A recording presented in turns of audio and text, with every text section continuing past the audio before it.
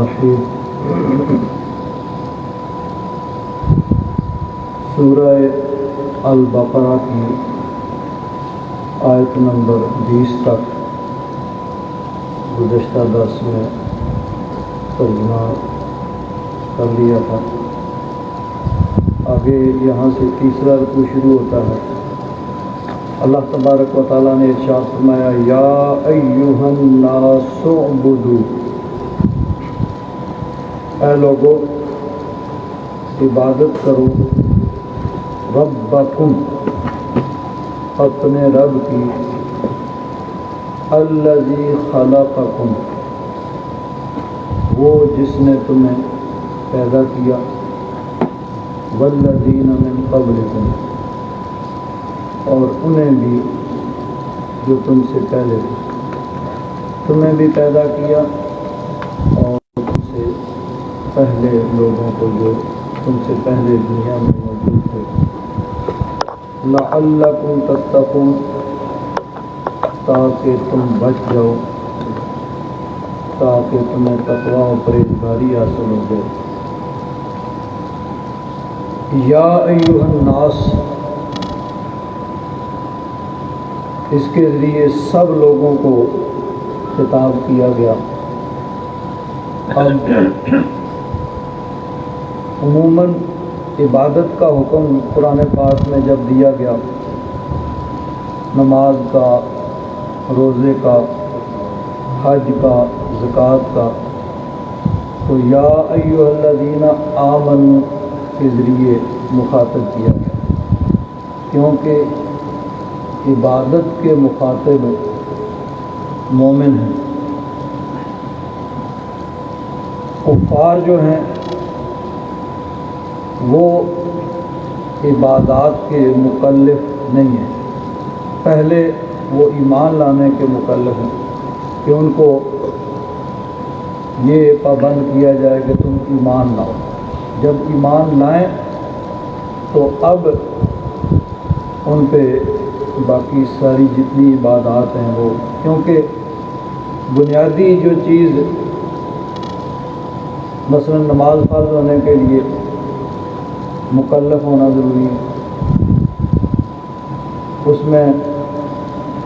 عاقل بالغ مسلمان پہ فرض ہے، تو عاقل اور بالغ ہونے کے ساتھ ساتھ اسلام بھی شرط ہے کہ نماز فرض ہے عاقل بالغ مسلمان پر، حج فرض ہے عاقل بالغ مسلمان پر، اسی طرح زکوٰۃ ہے، روزہ ہے، تمام عبادات ان کے لیے جس طرح عقل و بلوغ شرط ہے، یعنی عاقل ہونا، جو مجنون ہے، دیوانہ ہے، وہ احکام شریعہ کا مکلف نہیں، اسی طرح نابالغ وہ بھی، اس پہ بھی عبادات فرض نہیں۔ تو جس طرح عقل و بلوغ شرط ہے مکلف ہونے کے لیے، عبادت کے فرض ہونے کے لیے، اسی طرح اسلام بھی بنیادی شرط ہے کہ مسلمان جو ہے اس پہ نماز، روزہ، حج، زکوٰۃ تمام عبادات فرض ہیں۔ تو عموماً تو ایسے ہی ہے کہ عبادت کا حکم دینے کے لیے یا ایھا الذین آمنوا کے ذریعے خطاب کیا گیا کہ اے ایمان والو نماز پڑھو، اے ایمان والو روزہ رکھو، یا ایھا الذین آمنوا کتب علیکم الصیام، اے ایمان والو تم پر روزے فرض کیے گئے ہیں۔ لیکن یہاں یا ایھا الناس اعبدوا، اے لوگوں عبادت کرو، اب الناس میں سب لوگ آ جاتے ہیں، مسلمان، کافر، سب اس میں شامل ہیں۔ تو یہاں مراد یہ ہے کہ ایمان لاؤ، اور ایمان لا کے رب کی عبادت کرو، کہ جب تک ایمان نہیں ہے اس وقت تک کوئی بھی عبادت آخرت میں فائدہ مند نہیں ہوگی، چاہے وہ نماز ہو، روزہ ہو، حج ہو، زکوٰۃ ہو، اور اس طرح اور دیگر عبادات بھی، مثلا خدمت خلق ہے، انسانیت کی فلاح کے لیے کام کرنا، یہ ساری چیزیں عبادت ہیں، لیکن آخرت میں نفع آور ہونے کے لیے اس میں ایمان بنیادی شرط ہے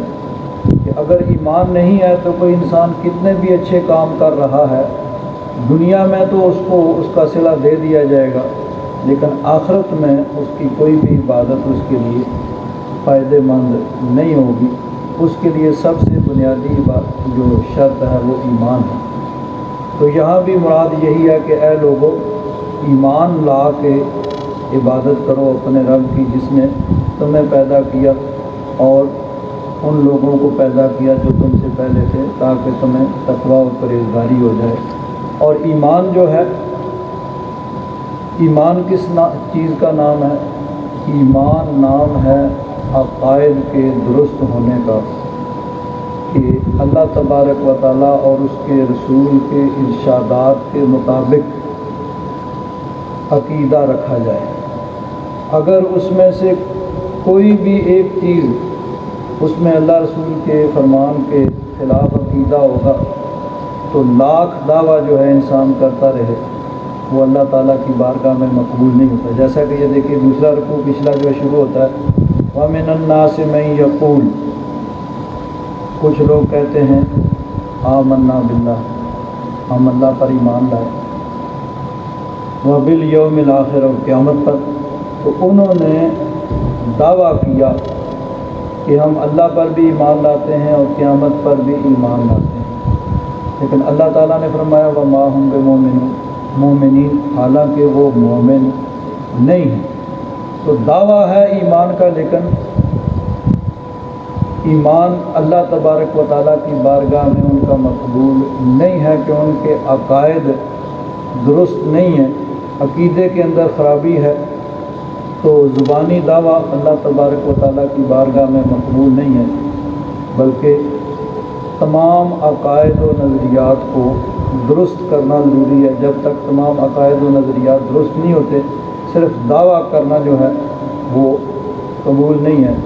تو دعویٰ کر کے انسان لاکھ عبادات کرتا رہے، آخرت میں فائدہ مند نہیں ہوں گی۔ سب سے بنیادی شرط جو ہے وہ اسلام ہے، کہ جب اسلام ایمان درست ہوگا تو تھوڑی سے تھوڑی عبادت وہ بھی آخرت میں فائدہ مند ہوگی، اور اگر ایمان درست نہیں ہے تو کتنی ہی عبادات انسان کر لے وہ آخرت میں اس کو فائدہ مند نہیں ہوگی۔ تو یہاں پر بھی مراد یہی ہے کہ ایمان لا کے اللہ تبارک و تعالیٰ کی عبادت کرو جس نے تمہیں پیدا کیا اور ان لوگوں کو جو تم سے پہلے تھے، لعلکم تتقون، تاکہ تمہیں تقوی اور پرہیزگاری حاصل ہو جائے۔ الذی جعل لکم الارض فراشا، جس نے زمین کو تمہارے لیے بچھونا بنایا، والسماء بناء، اور آسمان کو تمہارے لیے بمنزلہ عمارت کے، جس طرح یہ عمارت اچھا ہے اسی طرح آسمان کو ایک عمارت اور ایک چھت کی طرح بنایا۔ زمین کو اللہ تبارک و تعالیٰ نے ہموار کیا کہ جس کے اوپر انسان چل سکتا ہے، رہ سکتا ہے، اس کے اوپر اپنی رہائش بنا سکتا ہے، اس کے اوپر کھیتی باڑی کر سکتا ہے، اس کے اوپر درخت لگا کے یعنی اپنے سامان زیست کو انسان کر سکتا ہے۔ تو زمین کو فراشن، بچھونا یعنی ہموار کیا، جس کے اوپر انسان اپنی زندگی گزارتا ہے اور اپنی زندگی کے تمام اسباب کو اس کے اوپر یعنی پیدا کرتا ہے، اور آسمان اس کو بمنزلہ چھت کے اور عمارت کی طرح بنایا۔ وَأَنزَلَ مِنَ السَّمَاءِ مَاءً، اور اللہ تبارک و تعالیٰ نے آسمان سے پانی اتارا، فَأَخْرَجَ بِهِ مِنَ الثَّمَرَاتِ، اس کے ذریعے سے پھل نکالے، رِزْقًا لَكُمْ، جو تمہارے لیے رزق ہے۔ یعنی آسمان سے بارش ہوتی ہے، بارش کے ذریعے پھر زمین سے فصلیں اگتی ہیں، اور بارش کے ذریعے ہی وہ نشو و نما پاتی ہیں، ان کی پرورش ہوتی ہے، اور ان کے پھل لگتے ہیں اس میں، اور انسان کے کھانے کے لیے گندم میں دانے ہیں، چاول میں دانے ہیں۔ اسی طرح ہر چیز جو ہے وہ یعنی بارش کا پانی وہ بنیادی چیز ہے جس کے ذریعے سے فصلیں جو ہیں وہ پکتی ہیں، اور انسان ان کے ذریعے سے اپنی زندگی کو برقرار رکھتا ہے۔ اللہ تعالیٰ نے فرمایا وَأَنزَلَ مِنَ السَّمَاءِ مَاءً، آسمان سے پانی اتارا اللہ تبارک و تعالیٰ نے، فَأَخْرَجَ بِهِ، اس کے ذریعے سے تمہارے لیے پھل جو ہے وہ نکالے۔ اب اللہ تبارک و تعالیٰ قادر ہے، وہ اسباب کا محتاج نہیں ہے۔ اب یہ ضروری نہیں کہ بارش کے ذریعے ہی اللہ تبارک و تعالیٰ چاہے تو بغیر بارش کے ہی فصلیں اگا دے، ان کو پکا دے، نہ سورج کی روشنی کی وہاں ضرورت، نہ بارش کے پانی کی ضرورت۔ لیکن دنیا میں تمام کاموں کو اللہ تبارک و تعالیٰ نے اسباب کے ساتھ جوڑ دیا کہ ہر چیز کا کوئی نہ کوئی سبب ہوتا ہے، اور اس سبب سے جو ہے تمام چیزیں ہوتی ہیں۔ تو اسی طرح اللہ تبارک و تعالیٰ نے فصلوں کو، پھلوں کو، ان کے اگنے اور ان کے پکنے کا سبب بھی پانی کو کر دیا کہ پانی کے ذریعے زمین سے فصلیں اگتی ہیں اور پکتی ہیں۔ اللہ تبارک و تعالیٰ اسباب کا محتاج نہیں ہے، ہم اسباب کے محتاج ہیں کہ ہمارے لیے کسی بھی کام کے اسباب ہونے چاہیے۔ مثلا مکان بنانا ہے، اس کے لیے ہمیں سامان اکٹھا کرنا پڑے گا، اینٹیں لاؤ، سریا لاؤ، سیمٹ لاؤ، مستری آ جائیں، مزدور آ جائیں، یہ ساری چیزیں یہ اسباب ہیں کسی مکان کے تعمیر کرنے کے لیے۔ لیکن یہ ساری چیزیں انسانوں کے لیے ہیں کہ انسان ان اسباب کا محتاج ہے۔ اللہ تبارک و تعالیٰ کسی سبب کا محتاج نہیں ہے۔ جس طرح اس نے بغیر اسباب کے کن کے ذریعے تمام جہان کو پیدا کر دیا، اسی طرح چاہے تو ہر چیز کو بغیر اسباب کی پیدا فرما دے، لیکن اللہ تبارک و تعالیٰ نے ان کو اسباب کے ساتھ متعلق کیا ہے کہ یہ ساری چیزیں سبب ہوتی ہیں، بارش ہوتی ہے، سورج کی دھوپ پڑتی ہے، اس دونوں کے ذریعے مل کے پھر فصلیں وغیرہ پکتی ہیں۔ تو یہاں اسی چیز کا بیان ہے کہ اللہ تبارک و تعالیٰ نے آسمان سے پانی اتارا، پھر اس کے ذریعے سے اس کے ساتھ پھلوں کو نکالا جو تمہارے رزق ہے، تمہارے لیے تمہارے کھانے کی چیزیں۔ فَلَا تَجْعَلُوا لِلَّهِ أَنْدَادًا، بس اللہ تبارک و تعالیٰ کا برابر یعنی اس کا شریک نہ ٹھہراؤ۔ وَأَنْتُمْ تَعْلَمُونَ، تم جانتے ہو، جان بوجھ کے یعنی جانتے ہو کہ ہر چیز کو پیدا کرنے والا اللہ تبارک و تعالیٰ ہے۔ پھر جب عبادت کی باری آتی ہے تو پھر دوسروں کے آگے سر جھکاتے ہو، ان کو سجدہ کرتے ہو، ان کی عبادت کرتے ہو۔ تو ہر چیز کا خالق اللہ تبارک و تعالیٰ، لیکن عبادت کے لیے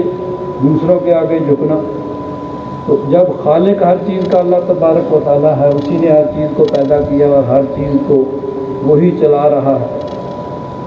تو عبادت کے لائق بھی صرف اسی کی ذات ہے، عبادت کے لائق ہے، اور کوئی عبادت کے لائق نہیں ہے۔ فَلَا تَجْعَلُوا لِلَّهِ أَنْدَادًا، انداد ند یعنی مد مقابل، برابر، شریک۔ تو اللہ تبارک و تعالیٰ کے لیے شریک نہ ٹھہراؤ۔ وَأَنْتُمْ تَعْلَمُونَ، اور تم جانتے ہو کہ کوئی بھی اس کا ہمسر اور اس کی برابری کرنے والا نہیں ہے۔ وَإِن كُنتُمْ فِي رَيْبٍ، اگر تم شک میں ہو، مما نزلنا علی عبدنا، جو اتارا ہے ہم نے اپنے عبد خاص پر، اپنے محبوب پر، اپنے خاص بندے احمد مجتبیٰ محمد مصطفیٰ صلی اللہ تعالیٰ علیہ وسلم پر اشارہ یعنی قرآن پاک۔ اگر اس کے بارے میں تمہیں شک شبہ ہے، اب شک شبہ کیا کہ وہ اس کو کلام الہی ماننے کے لیے تیار نہیں، اب شروع میں فرمایا ذالک الکتاب لا ریب فیہ، یہ کتاب ہے جس میں کوئی شک نہیں، اور یہاں فرمایا کہ اگر تمہیں اس کے بارے میں شک ہے، جو ہم نے اپنے بندے یعنی قرآن پاک کے بارے میں تمہیں شک ہے، اب بظاہر یعنی اس میں تعارض جو ہے ملتا ہے، ایک طرف یہ کہ تمہیں اگر اس میں شک ہے تو پھر تم یہ کرو وہ کرو، اور ادھر فرمایا کہ اس میں کوئی شک نہیں ہے۔ اور ویسے بھی اگر دیکھا جائے کہ اگر شک نہ ہوتا تو پھر وہ انکار نہ کرتے، انکار کرنا ہی یہ اس بات کی دلیل ہے کہ ان کو اس کے اندر شک تھا۔ تو ذالک الکتاب لا ریب فیہ، اس کا معنی یہ ہے کہ حقیقت میں تو یہ کتاب شک و شبہ سے بالا تر ہے، اگر کوئی شک کرتا ہے تو اس کی ہٹ درمی ہے، اس کی عقل کی کمی کی وجہ سے ہے، ورنہ قرآن پاک یعنی اس کے اندر ایسے دلائل موجود ہیں کہ جن کی موجودگی میں کسی قسم کا کوئی شک و شبہ نہیں ہو سکتا۔ اب کفار کو اس کے بارے میں کیا شک تھا؟ وہ کسی بھی ایک بات پہ متفق نہیں تھے، قرآن پاک مختلف قسم کے اعتراض کرتے، اور ایسے اعتراض کرتے کہ خود ان کی اپنی باتیں ہی اس کی تردید کر دیتی۔ مثلا کچھ کہتے کہ یہ جادو ہے، کبھی کہتے معاذ اللہ نبی کریم صلی اللہ علیہ وسلم دیوانے ہیں، تو معاذ اللہ اگر کوئی آدمی دیوانہ ہے تو ایسا کلام وہ کیسے پیش کر سکتا ہے، اور ایسا کلام کی جس کی مثال پیش نہ کی جا سکے، بڑے بڑے فصحاء بلغاء اس کی مثال اور اس کا مقابلہ نہیں کر سکے۔ کبھی کہتے یہ کسی سے سیکھ لیتے ہیں، اچھا بھائی سیکھتے کس سے ہیں؟ یہ تو کسی مدرسے میں، کسی کالج میں، اسکول میں نہیں گئے، کسی استاد سے انہوں نے پڑھا نہیں ہے، تو کبھی کسی کا نام لیتے، کبھی کسی کا نام لیتے۔ اور عجیب بات یہ ہے کہ ایک جگہ ان کا اللہ تبارک و تعالیٰ نے قول نقل کیا وَلَقَدْ نَعْلَمُ أَنَّهُمْ يَقُولُونَ إِنَّمَا يُعَلِّمُهُ بَشَرٌ، اللہ تبارک و تعالیٰ فرماتا ہے کہ ہم جانتے ہیں کہ وہ کہتے ہیں کہ ان کو کوئی بشر سکھاتا ہے۔ لسان الذی یلحدون الیہ اعجمی، مکہ کے اندر ایک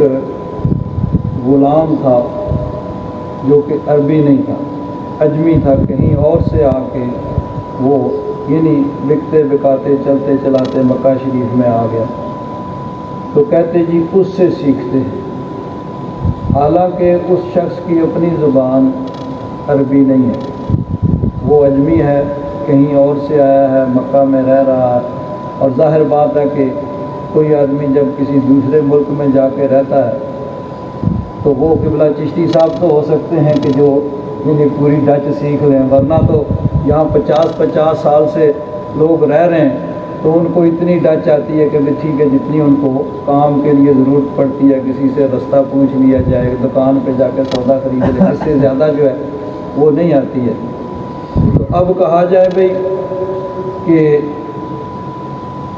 کون ہے،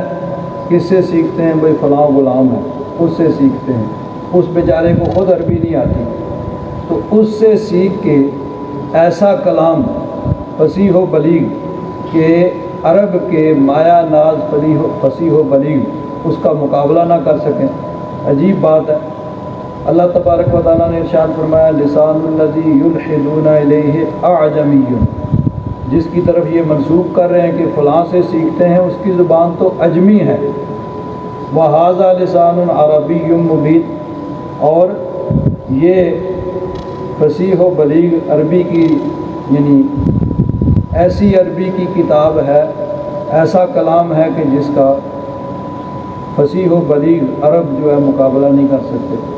تو اب ڈچ میں اگر کوئی بہت اعلیٰ کتاب، ایسی کتاب ہو کہ فصاحت و بلاغت میں ڈچ کا اس کا مقابلہ نہ ہو، تو کوئی کہے بھئی کہاں سے کوئی کہہ دیا حاجی لطیف صاحب سے سیکھ لیے. حاجی لطیف صاحب کو ٹھیک ہے 40-50 برس ہو گئے، لیکن انہوں نے اتنی ڈچ سیکھی ہے جتنی ان کو ضرورت پڑ سکتی تھی. تو اب ان سے سیکھ کے کوئی فصیح و بلیغ ڈچ میں کتاب تو نہیں لکھ سکتا. تو اب یہ بھی ہوا کہ کسی سکول میں نہیں گئی، کسی کالج میں نہیں گئی، کسی سے پڑھا نہیں. اچھا جی جب پڑھا نہیں ہے تو پھر یہ خود ایسی کتاب بنا کیسے سکتے ہیں؟ اچھا جی خود تو نہیں بنا سکتے، کسی سے سیکھ لیتے ہیں. سیکھتے کس سے ہیں جی؟ فلاں سے سیکھ لیتے ہیں جس بیچارے کو خود عربی نہیں آتی. تو یعنی خود اپنی بات کی انہی کی زبان سے تردید ہو جاتی تھی کہ جو کچھ وہ کہہ رہے ہیں وہ درست نہیں ہے. لیکن جب پہلے سے ایک آدمی نے تہیہ کر لیا ہو کہ میں نے ماننا نہیں ہے، تو اس کو 1 نہیں 10 نہیں 20 نہیں 100 نہیں لاکھ دلائل دے دیں، اس نے نہیں ماننا، کیونکہ اس نے پہلے سے ایک اپنے ذہن کے اندر ایک بات پختہ کر لیا کہ میں نے نہیں ماننا جو بھی ہو جائے. تو ان کا بھی یہی حال تھا کہ انہوں نے پہلے سے تہیہ کر لیا تھا کہ ہم نے نہیں ماننا ہے چاہے کچھ بھی ہو جائے. اللہ تبارک و تعالیٰ نے فرمایا وَإِن كُنتُمْ فِي رَيْبٍ مِّمَّا نَزَّلْنَا عَلَىٰ عَبْدِنَا، اگر تمہیں شک ہے اس کے بارے میں جو ہم نے اپنے عبد خاص، اپنے محبوب، اپنے رسول پہ اتارا ہے، یعنی قرآن پاک میں کچھ شک ہے کہ یہ اللہ کا کلام نہیں ہے، خود بنا لیتے ہیں یا کسی سے سیکھ لیتے ہیں، فَأْتُوا بِسُورَةٍ مِّن مِّثْلِهِ، تو تم اس کی مثل کوئی صورت بنا کے لے آؤ. تم بھی بڑے فصیح ہو، بلیغ ہو، عرب کے رہنے والے ہو اور اپنی فصاحت بلاغت پہ تمہیں ناز ہے. یعنی قرآن پاک کے متعلق مختلف ان کے اندر نظریات پائے جاتے تھے، خود وہ کسی بات پہ متفق نہیں تھے. ایک جگہ فرمایا وَقَالَ الَّذِينَ كَفَرُوا إِنْ هَذَا إِلَّا إِفْكٌ افتراہ وَأَعَانَهُ عَلَيْهِ قَوْمٌ آخَرُونَ. یعنی انہوں نے کہا کہ اپنے پاس سے بنا کے اللہ تبارک و تعالیٰ کی طرف انہوں نے منسوب کر دیا ہے، خود ہی انہوں نے گڑھا ہے. وَأَعَانَهُ عَلَيْهِ قَوْمٌ آخَرُونَ، دوسرے لوگوں نے بھی ان کی ہیلپ کی ہے، ان کی مدد کی ہے. تو اس طرح مل کے یہ اپنی طرف سے کلام بناتے ہیں اور پھر اس کو اللہ تبارک و تعالیٰ کی طرف منسوب کر دیتے ہیں کہ اللہ تبارک و تعالیٰ نے یہ نازل کیا ہے.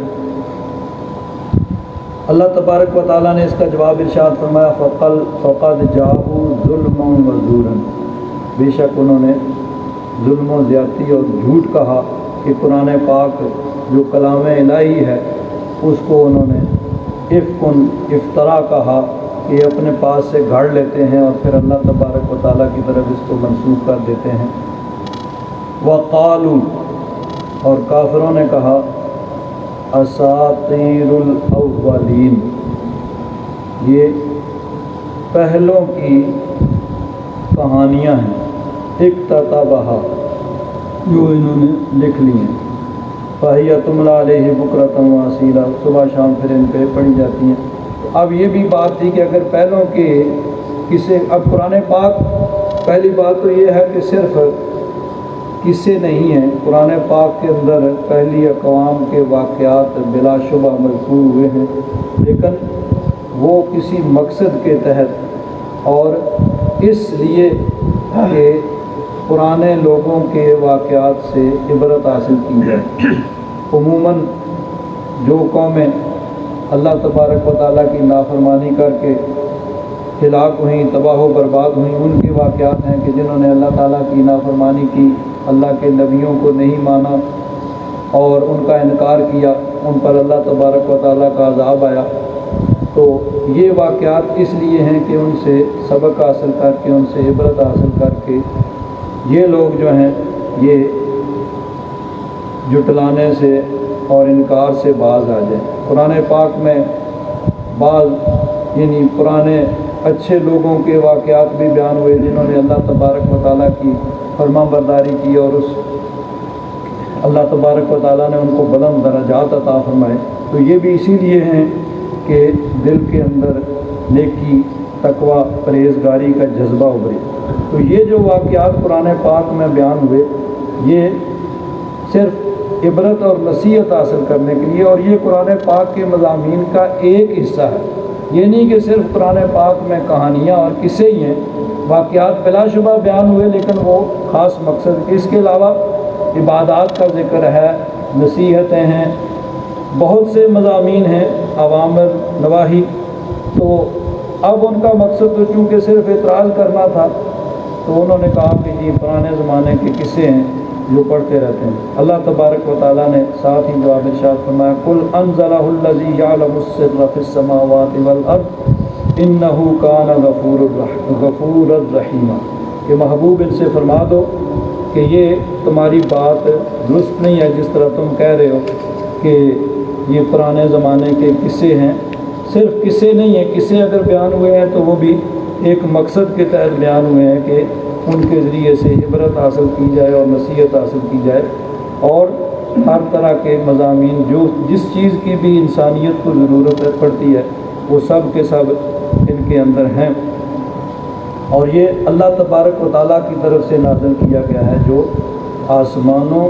اور زمین کی پوشیدہ چیزوں کو جانتا ہے۔ انہ کان غفور الرحیم، بے شک وہ بخشنے والا رحم فرمانے والا۔ ایک جگہ ارشاد فرمایا، وَإِذَا تُتْلَىٰ عَلَيْهِمْ آيَاتُنَا بَيِّنَاتٍ، جب ان پر ہماری یہ واضح روشن آیات پڑھی جاتی ہیں، تلاوت کی جاتی ہیں، قَالُوا مَا هَٰذَا إِلَّا رَجُلٌ، تو کہتے ہیں کہ یہ نہیں ہے مگر ایک ایسے انسان، يُرِيدُ أَن يَصُدَّكُمْ عَمَّا كَانَ يَعْبُدُ آبَاؤُكُمْ، جو چاہتے ہیں کہ تمہیں روک دیں اس چیز سے جس کی عبادت تمہارے آباء و اجداد، یعنی تمہارے آباء و اجداد، باپ دادا پچھلے سارے عبادت جن کی کرتے آ رہے ہیں، جن بتوں کی، ان سے تمہیں روکنا چاہتے ہیں۔ وَقَالُوا مَا هَٰذَا إِلَّا إِفْكٌ مُفْتَرًى، انہوں نے کہا کہ یہ ایک گھڑی ہوئی بات ہے، افطرا ہے، جو الزام ہے اللہ تبارک و تعالیٰ کی ذات پہ کہ اس کا نازل کردہ ہے، اللہ تبارک و تعالیٰ کا نازل کیا ہوا نہیں ہے۔ وَقَالَ الَّذِينَ كَفَرُوا لِلْحَقِّ لَمَّا جَاءَهُمْ إِنْ هَٰذَا إِلَّا سِحْرٌ مُّبِينٌ، اور کافروں نے کہا حق کو، یعنی قرآن پاک کو جب ان کے پاس آیا تو انہوں نے کہا کہ یہ جادو ہے۔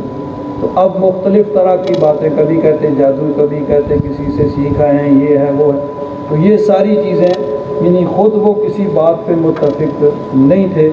اور خود ان کی اپنی باتیں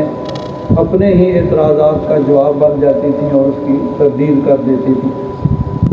تو اللہ تبارک و تعالیٰ نے فرمایا کہ اگر تمہیں اس قرآن پاک کے کلام الہی کے ہونے میں شک ہے تو پھر فَأْتُوا بِسُورَةٍ مِّن مِّثْلِهِ، اس جیسی صورت تم بھی کوئی بنا کے لے آؤ۔ وَادْعُوا شُهَدَاءَكُم مِّن دُونِ اللَّهِ، اللہ تبارک و تعالیٰ کے علاوہ جتنے بھی تمہارے حمایتی ہیں، مددگار ہیں، سب کو بلا لاؤ، ان کنتم صادقین، اگر تم سچے ہو تو پھر۔ یہ عبدنا کا ترجمہ اس میں لکھا ہوا ہے خاص، ہمارے خاص ہے، تو یہ خاص کہاں سے؟ عبدن جب اس کو نا کی طرف منسوب کیا گیا ہے تو یہ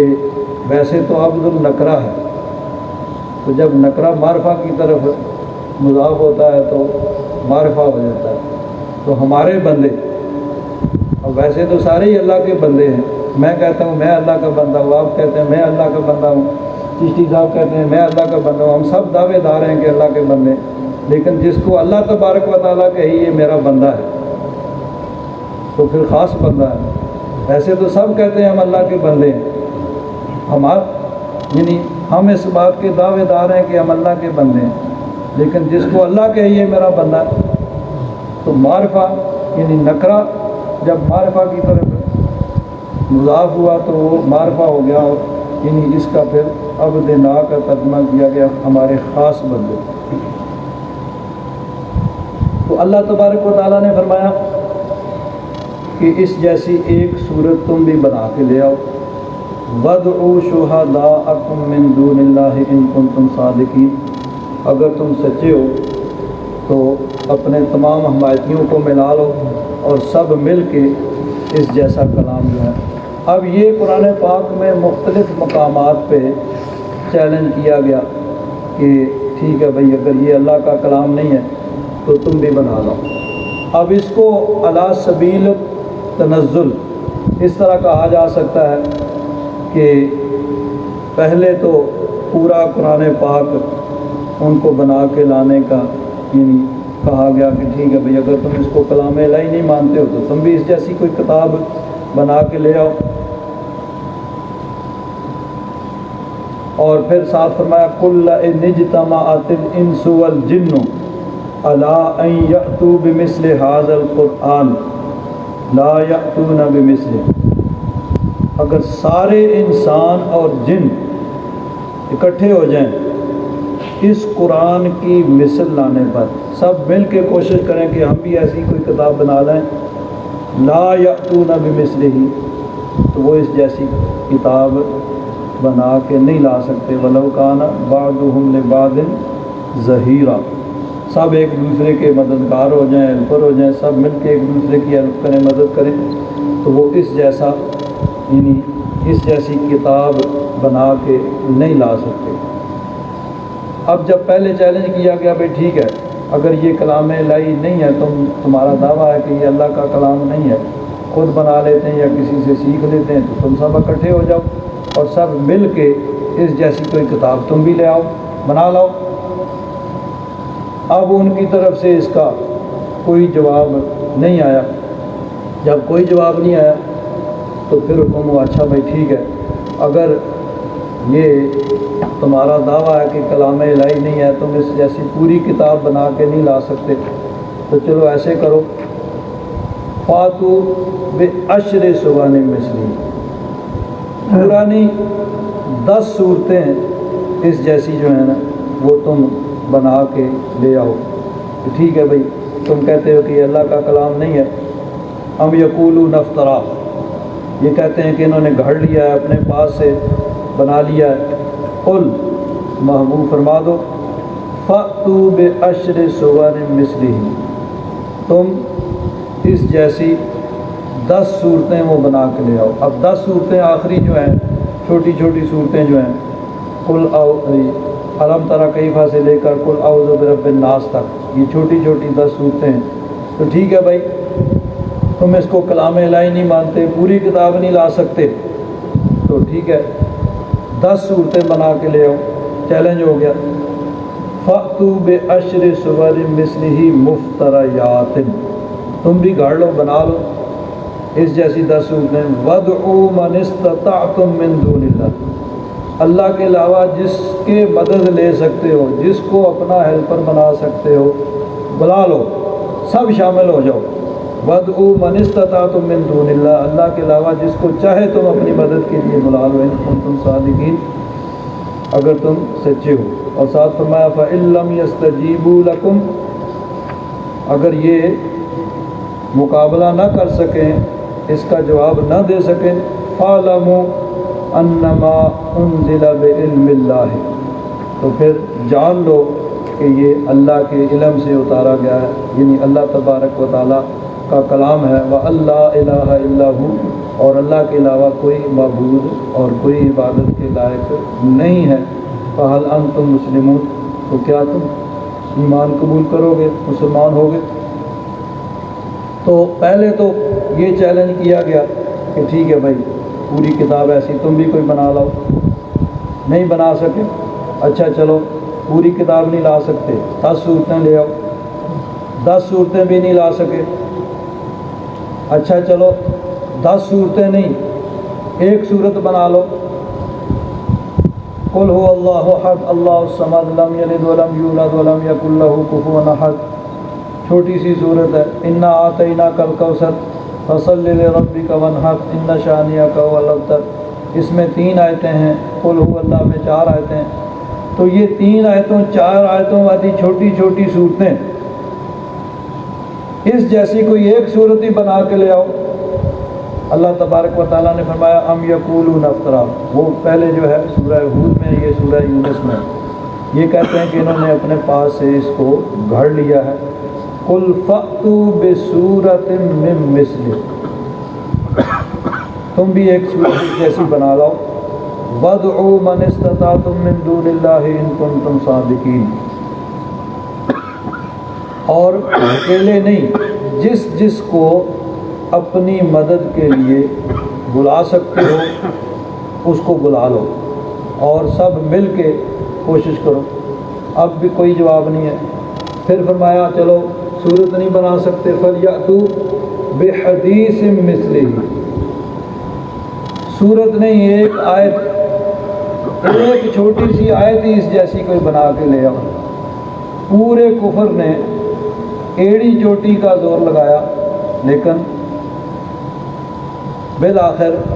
یعنی اپنی ناکامی کا اعتراف کیا۔ اور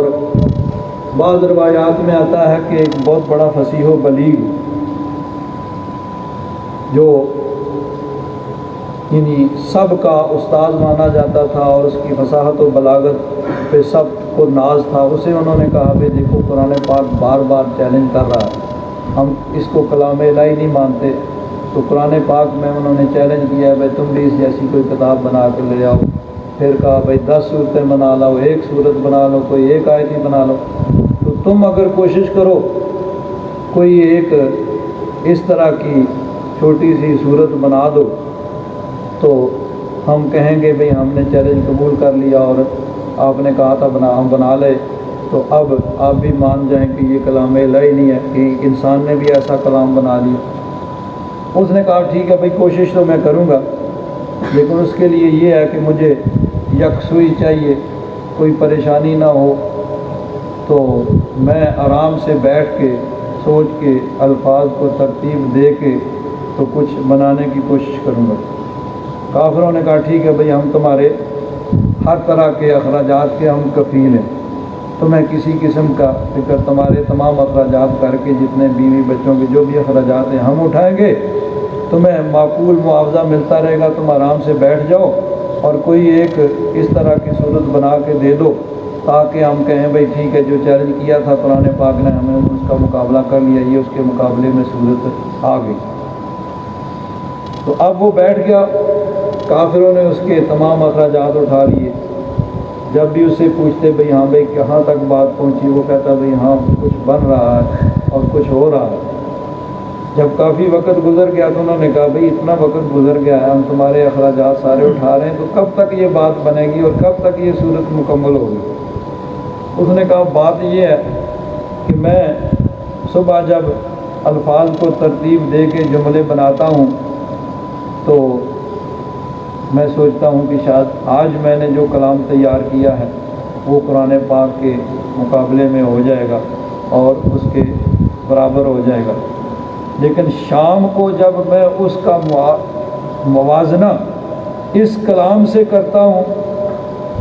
تو میرا اپنا دل یہ گواہی دیتا ہے کہ یہ اس کے مقابلے کا نہیں ہے، یہ اس جیسا نہیں ہے۔ تو جب میں خود ہی، میرا دل یہ گواہی دیتا ہے کہ اس جیسا نہیں، کوئی دوسرا اس کو اس کے برابر کیسے تسلیم کر لے گا؟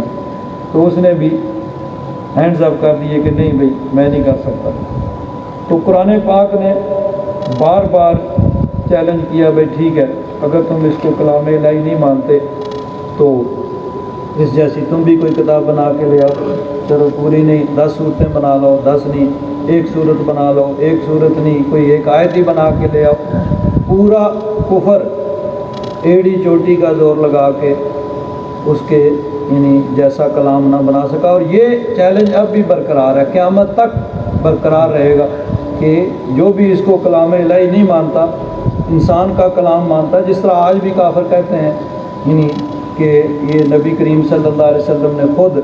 یعنی اس کو ترتیب دیا اور خود اس کو بنایا، ان کے لیے بھی چیلنج ہے بھئی ٹھیک ہے اگر یہ انسانی کلام ہے تو تم بھی کوشش کرو اس جیسا کوئی کلام بنانے کی۔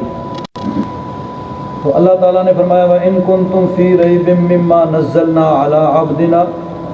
جو ہم نے اپنے عبد خاص اپنے محبوب پہ جو کلام اتارا ہے قرآن پاک، اگر تم اس کے بارے میں شک و شبہ میں مبتلا ہو،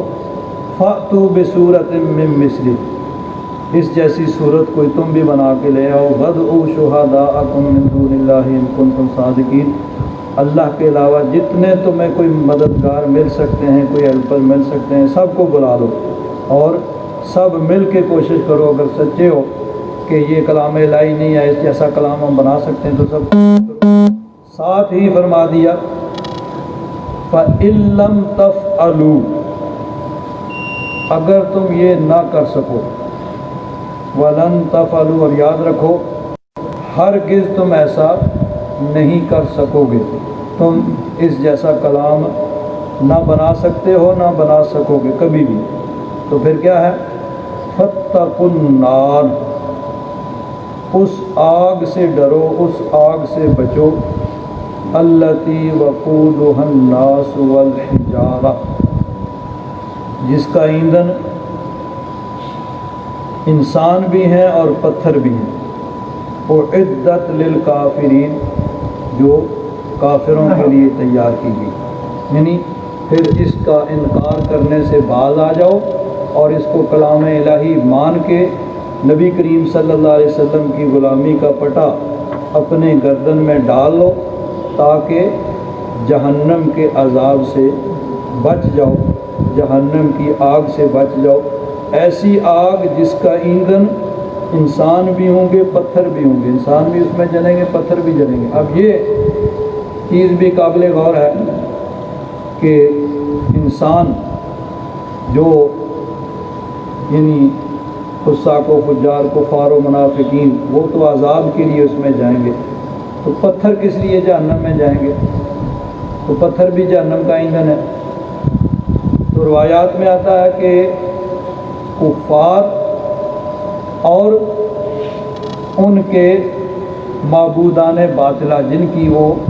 یعنی اللہ تبارک و تعالیٰ کو چھوڑ کر پوجا کرتے ہیں، وہ سب کے سب جہنم کا ایندھن ہوں گے، سب کے سب جہنم کے اندر جلیں گے۔ چنانچہ قرآن پاک میں بھی متعدد مقامات پہ اسی چیز کو اللہ تبارک و تعالیٰ نے بیان فرمایا، اِنَّكُمْ وَمَا تَعْبُدُونَ مِن دُونِ اللَّهِ، بے شک تم اور جن کی تم پوجا کرتے ہو، من دون اللہ، یعنی وہ بت جن کی تم پوجا کرتے ہو، حسب جہنم، یہ جہنم کا ایندھن ہے، انتم لہا واردون، یعنی تم وہاں پہ وارد ہوگے جہنم کے اندر، سب کے سب مشرک اور جن کی وہ پوجا و پرستش کرتے ہیں۔ اب یہاں ایک دو باتیں قابل غور ہیں۔ ایک تو یہ کہ کافر تو جائیں گے اپنے گناہوں کی، اپنے کفر کی سزا پانے کے لیے، تو بت جو ہیں وہ کیوں جائیں گے؟ بت تو اب پتھر سے یا کسی چیز سے بنا لیا کافروں نے اور اس کی پوجا کرنے لگے، تو وہ کیوں جہنم میں جائے گا؟ تو وہ جہنم میں اس لیے نہیں جائے گا، عذاب پانے کے لیے نہیں جائے گا، بلکہ جب کافر یہ دیکھیں گے کہ ہم تو جہنم میں ہیں ہی، جن کی ہم پوجا کرتے تھے وہ بھی جہنم میں جل رہے ہیں، تو ان کی یعنی عذاب اور زیادہ ہو جائے گا کہ ہم بھی، ہمارے خدا بھی جہنم میں آ گئے، وہ بھی ہمارے ساتھ جل رہے ہیں۔ تو ان کی حسرت، ان کی ندامت، ان کی سزا، ان کے عذاب کے اندر اضافے کے لیے ان کو جہنم کے اندر ڈالا جائے گا، یعنی وہ بطور عذاب کے نہیں جائیں گے بلکہ کافروں کے عذاب کو زیادہ کرنے کے لیے ان کو جہنم کے اندر ڈالا جائے گا۔ اب یہاں ایک اور بات قابل غور ہے، اللہ تعالیٰ نے فرمایا اِنَّكُمْ وَمَا تَعْبُدُونَ مِن دُونِ اللَّهِ حَسَبُ جہنم، تم بھی اور جن کی تم پوجا کرتے ہو اللہ کے علاوہ، وہ سب کے سب جہنم کا ایندھن ہے۔ تو اب دنیا میں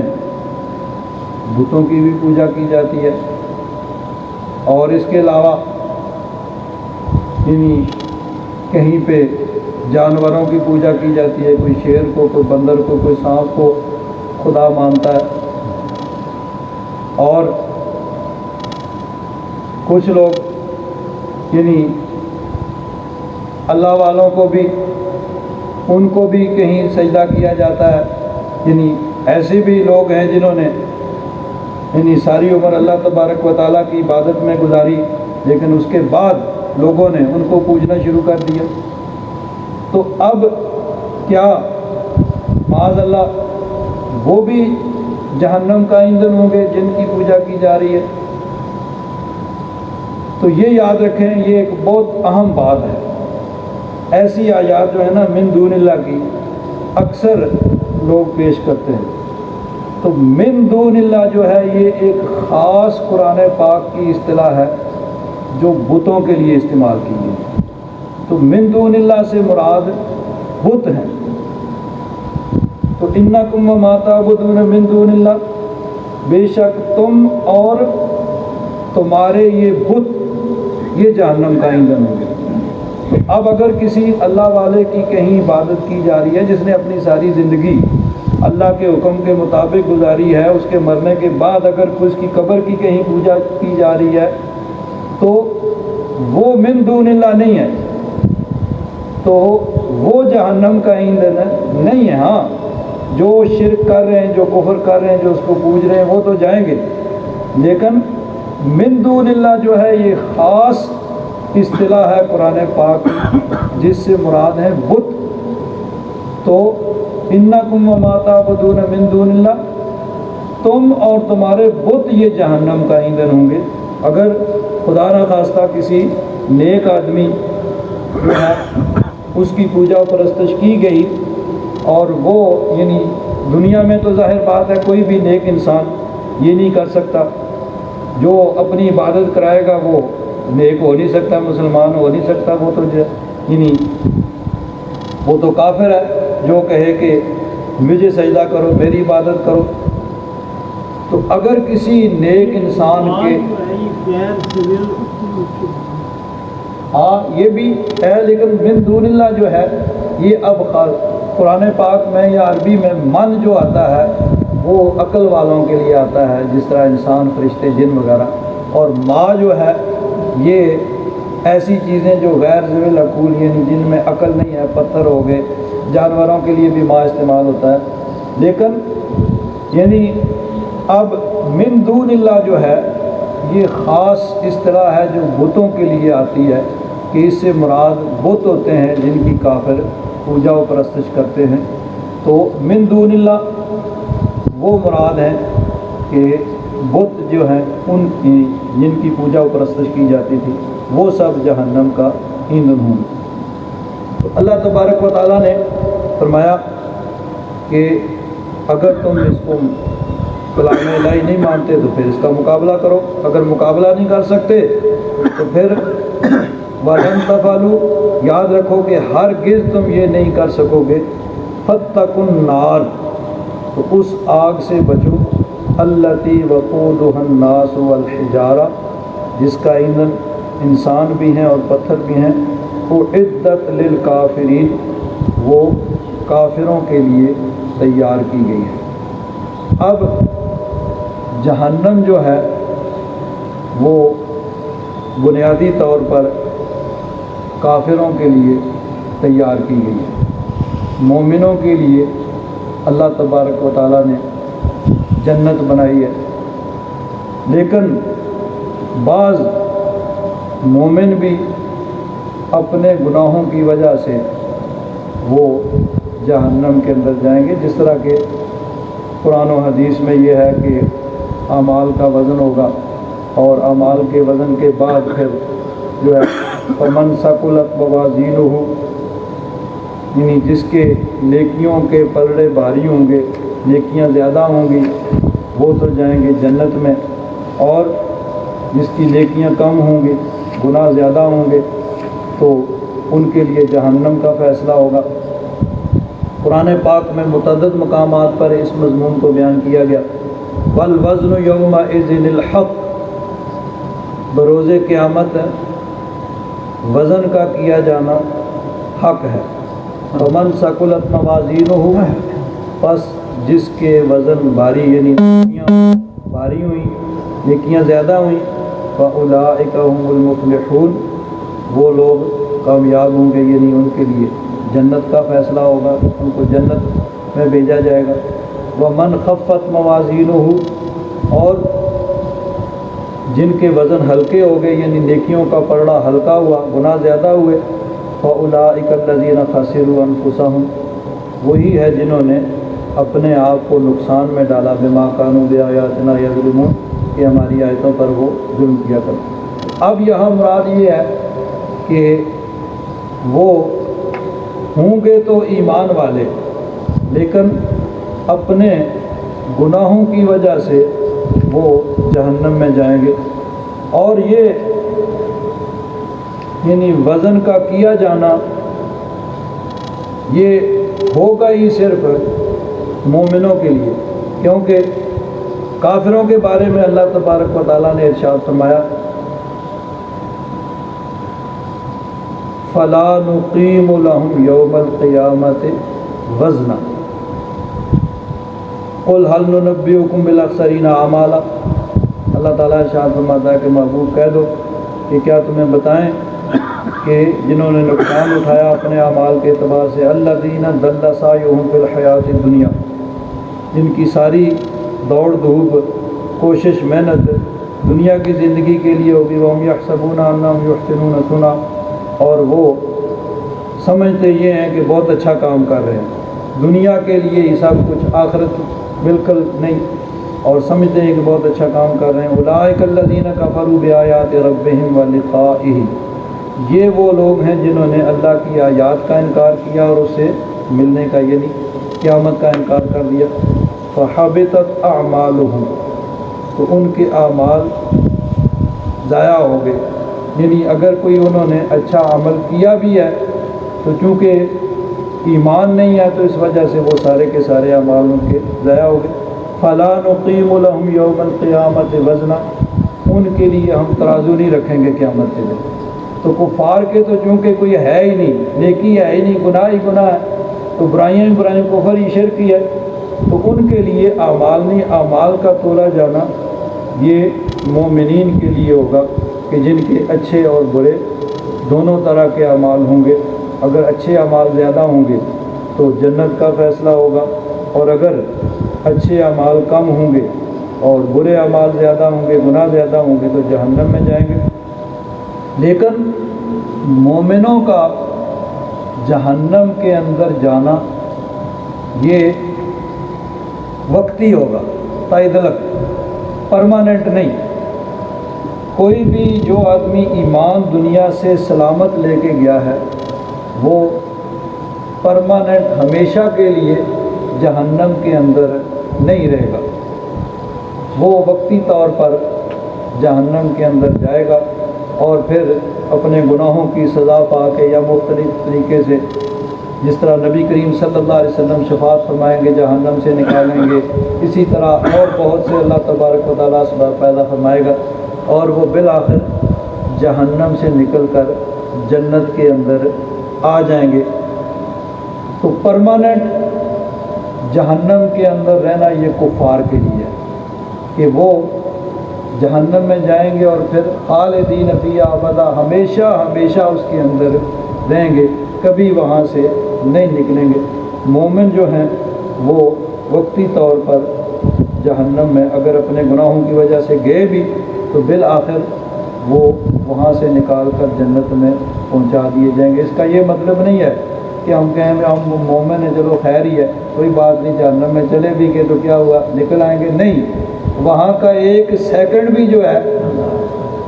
ایک سیکنڈ کے لیے بھی جہنم کے اندر جانا اللہ تبارک و تعالیٰ پناہ میں رکھے، اور اللہ تبارک و تعالیٰ معاف فرمائے، اور اللہ تبارک و تعالیٰ ہمیں جہنم سے بچا کے رکھے۔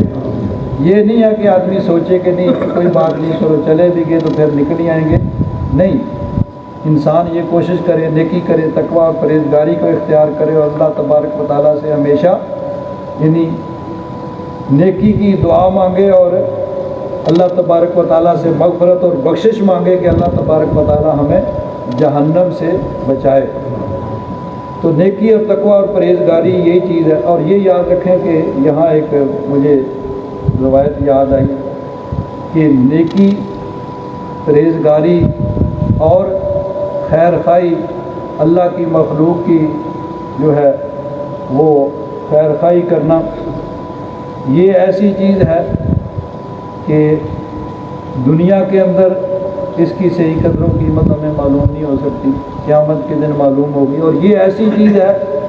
کہ جو بروز قیامت بھی وہاں بھی اگر کوئی کرے گا تو فائدے مند ہوگی۔ ایک روایت میں نے سنی تھی تو پھر میں نے اس کو بہت ڈھونڈا، بھائی کہیں لکھی مل جائے تو بہتر ہے، تو من جدہ واجہ تھا، مل گئی ایک جگہ لکھی ہوئی، یعنی سیرت کی کتابوں کے حوالے سے، کہ بروز محشر ایک انسان میزان پہ آئے گا، اس کی نیکیاں اور بدیاں تولی جائیں گی، تو نیکیاں اور بدیاں برابر ہوں گی۔ اللہ تبارک و تعالیٰ فرمائے گا جاؤ کسی سے ایک نیکی مانگ کے لے آؤ تاکہ تمہاری نیکیاں زیادہ ہو جائیں، تمہیں جہنم میں بھیج دیا جائے۔ اب وہ جائے گا تو جتنے اس کے واقف کار ہوں گے سب سے کہے گا بھائی مجھے ایک نیکی کی ضرورت ہے، ایک نیکی دے دو تو میں جنت میں جا سکتا ہوں۔ تو سب کہیں گے بھئی آج تو ہمیں خود ضرورت ہے، ابھی تو ہم نے خود جانا، پتہ نہیں ہمارا کیا حال ہوگا، تو ہم تو نیکی نہیں دے سکتے۔ باپ کے پاس جائے گا، ابا جی آپ میرے بڑے خیر خواہ تھے، میرے آرام کی خاطر آپ نے بڑی تکلیفیں اٹھائیں، صبح 6 بجے آپ اٹھ کے جاتے تھے، شام کو آتے تھے، میرے آرام کے لیے آپ نے بڑی تکلیفیں اٹھائیں، مہربانی کریں ایک نیکی مجھے دے دیں۔ ابا جی کہیں گے نہیں آج تو نہیں ہو سکتا، آج تو مجھے آپ خود بڑی ضرورت۔ اماں جی آپ نیکی دے دیں، آپ میرے بڑے ہمدرد خیر خواہ تھے، میری خاطر بڑی تکلیفیں اٹھائیں، میں اگر بستر پیشاب کر کے گیلا کر دیتا تھا تو آپ مجھے سوکھے بستر پہ لٹا کے، خود سردی کی ٹھنڈی رات میں گیلے بستر پہ لیٹ جاتی تھی، تو مہربانی کریں ایک نیکی دے دیں۔ اماں جی بھی کہیں گے نہیں بھئی آج تو مجھے خود بڑی ضرورت ہے، میرا پتہ نہیں ابھی کیا حال ہوگا، تو میں تو نیکی نہیں دے سکتا۔ اب وہ پھر رہا ہوگا میدان معاشر میں،